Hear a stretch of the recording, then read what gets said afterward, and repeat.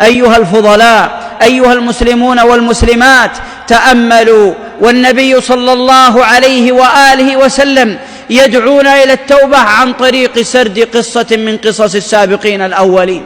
فيقول النبي عليه الصلاة والسلام: قصة كلكم تعرفونها وسمعتم عنها، لكن فيها أسرار أريدكم أن ترعوني سمعكم الآن.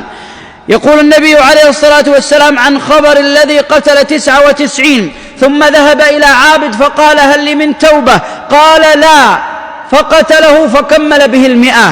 إنه عصى الله مرارا وتكرارا، ليلا ونهارا، سرا وجهارا، وليس بأي ذنب، بذنب عده العلماء هو في المرتبة الثانية بعد الشرك، ألا وهو قتل النفس.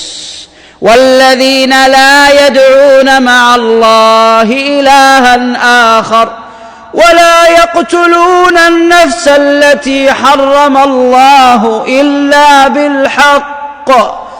قتل 100 نفس، بل من ضمنهم عابد زاهد ورع تقي. لو أني سردت عليكم قصة إنسان يا أخوان الكرام فقلت لكم قتل أحد العباد لقلتم هل له من توبة؟ يا ويله من ربي، وش بيقول لله؟ قتل رجل كانت الأرض تبكي لما مات والسماء تشكي لما قبضت روحه، كيف يغفر الله تبارك وتعالى له؟ أخبرنا النبي صلى الله عليه وآله وسلم أن هذا الرجل العاصي الذي عصى الله مرارا وتكرارا وتحدى الله في أرضه وتكبر وتجبر، ذهب إلى عالم فقال: هل لي من توبة؟ قال: نعم. ومن يحول بينك وبين التوبة؟ ومن يحول بينك وبين الله؟ من يحول بيننا وبينك يا مولانا؟ أنت رقيب علينا، بصير بأحوالنا، خبير من نحن وما في قلوبنا، ووالله إنا إليك محتاجون يا ربنا، فلا تصرف نظرك عنا. من يحول بينك وبين الله؟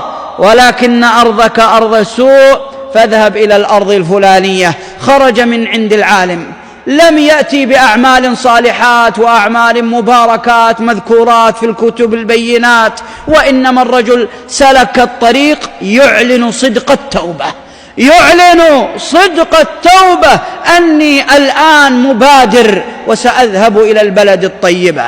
فلما خرج من عند العالم قاصدا البلد الطيبة أماته الله تبارك وتعالى.